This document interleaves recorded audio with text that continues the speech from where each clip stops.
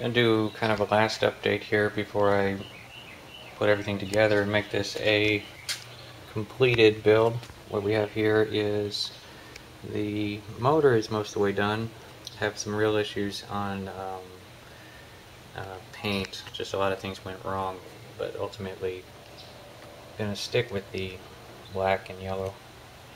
Oh, and there's something pretty good. I hit my thumb with a hammer yesterday.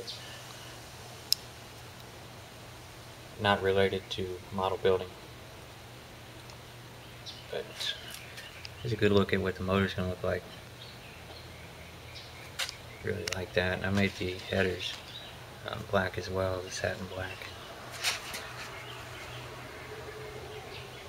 But of course, y'all with experience, you know you don't put the headers on until you put the exhaust on because it never lines up. And the exhaust is going to be black all the way back except for the mufflers there and the back pipe as well. Putting these little gray steel color highlights in there to give it just a little bit of a bare metal look, like a robot. Because this is a, oh yeah, I should say this, I'm not really going for Bumblebee like the insect. Bumblebee from Transformers. I know Bumblebee was not a 37 Ford, but it's just a kind of a theme to go with. And in here on the body here we've got these little custom pieces went in there. I was able to paint those separately and then just glue them in, but this last little strip had to mask off and paint because if you see on the other side here, it's just a raised body line. But you normally like something like, they have bare metal foil that's black that they have out there somewhere that would have worked out quite a bit better on this, but I ended up having to mask it off with blue tape, and I've got to clean it up a little bit. Even if you go outside the lines a little bit, you can clean it up with a X-Acto knife. And then over here, chassis is coming together pretty well. The directions don't show a lot of things very well, so there's been a little bit of mysterious assembly that I had to do. Inside the wheel here, I'm really liking the look on these wheels. And the rotors are back there.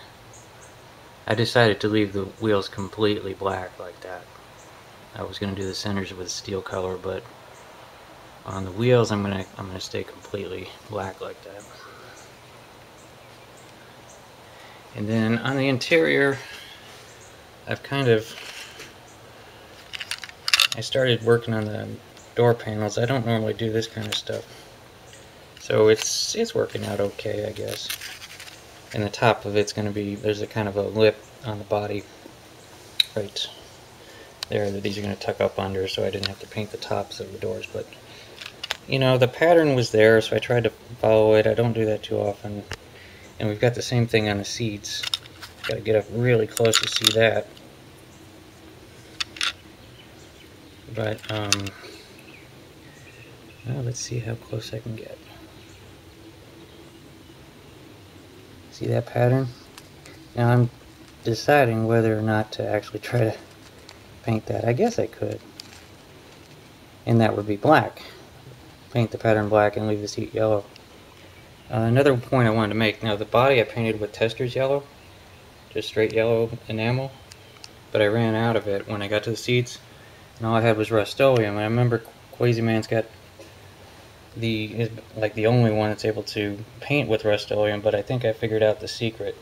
It's a little bit of a tip here.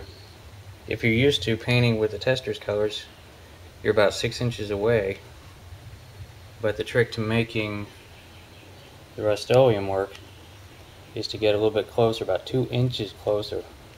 With Rust-Oleum you spray about 4 inches away and you can get a smooth appearance. This is no rubbing, no polishing on this. This is just straight up Rust-Oleum yellow. And yeah, I just wanted to do an update. I'm trying to get this one done before we start the contest so I don't have to try to finish this while I'm building the new one. I wanted this one completely done. Got about 10 more days All the parts are here. All the parts are pretty much painted, just a matter of just putting it together. So the next video should be this model completely done. Till then.